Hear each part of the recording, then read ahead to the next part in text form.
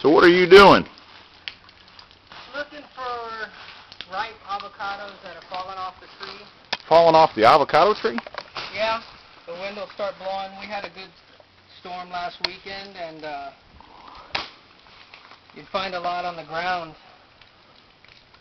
which are probably already ripe, versus when you have to pull them off the tree, you have to give them some time to ripen, most times. Great. And this property borders next to what? This is, that's the rainforest, just beyond our fence over there. Which rainforest? Obviously the whole island is covered with rainforest, but what is fallen within the territory of the United States Forestry Service belongs to the forest. The official El Yunque National Forest is just beyond our fence there. Over there it's basically all mahogany trees, things of that nature. I don't know why. I've talked to a few of the old folks from way back when the United States started studying in the rainforest, and for whatever reasons they had them go in there and cut down all fruit trees, anything that was edible. Everything that's been left over is like mahogany and hardwoods and things of that nature. I don't know exactly what their purpose is, but then that's where I come in. That's why I'm working so hard to try to preserve what we've got here, because I mean this mango tree has been here for 50 years. I mean avocado, sorry. Yeah, we have a mango over there, and a mango over there, and a mango over on this Breadfruit side, and here. a Look at the grapefruit. size of that breadfruit. I mean, look at that thing. Those things are huge. They are big. Family right there. They are big. I mean, you can see the whole tree is loaded. Yeah. I mean, that breadfruit right there will probably go for $6. $6 and you start each? to figure there's a couple hundred on that tree. Wow. So yeah, this place is very fruitful. So what is this building right here? This is our hostel. At the moment, we're using it as a hostel. Right. It's a 3-bedroom house. It's got one common room, which is got its own lock and key and everything, and then it's got, I'm sorry, that's the private room. And then the other 2 rooms are common rooms, which are full of bunk beds, and that's, you know, basically what the students look for. How many people could occupy that hostel in one night? 10 at the moment. I mean, you can put more in there, but if they were willing to sleep on the floor, you got for bedding for 10. What are your rates for the hostel? Bunk beds are $25. The private room is $60. Okay. Because it fits 2 people, and it's got, you know, a nicer bed, bigger bed. So if someone wanted to come, what should they bring to make sure they were comfortable? Well, we provide sheets and things like that. We don't provide towels because they tend to walk out the door. Right. Most people aren't stealing the sheets, thank God, at least not yet. Yeah.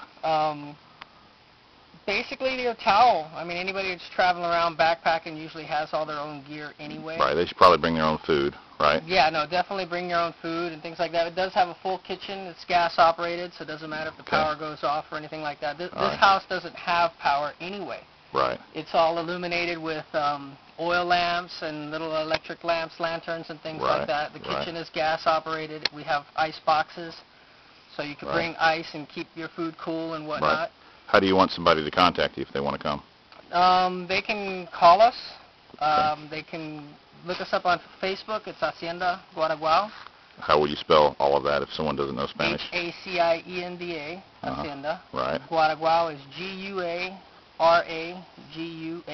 All right. Which is the Taino Indian word. Taino Indians is the local Indians. That's their word for hawk. Okay. And although they're not around right now, earlier in the morning you'll see them buzzing around. There's just lots and lots of hawks. Right, right. And you've lived in Puerto Rico most of your life, right? 43 years. You're fluent in Spanish, I presume. Yeah. And people can get around Puerto Rico without knowing Spanish, wouldn't you say? Oh, absolutely. Everybody here. If you know English, you can get around. Yeah. Well, they might not speak it, but they know exactly what you're saying. So you can basically get around. And you're up the hill from Fajardo or Laquilla.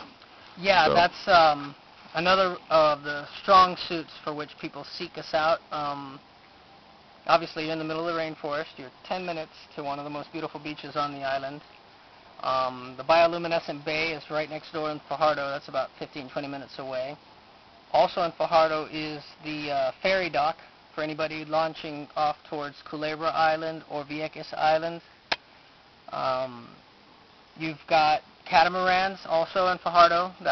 I think it's like $50, I believe, per person. It's what they're charging, if I'm not mistaken. They'll take you out for a day sail on the catamaran, provide you with snorkeling gear, provide you with lunch,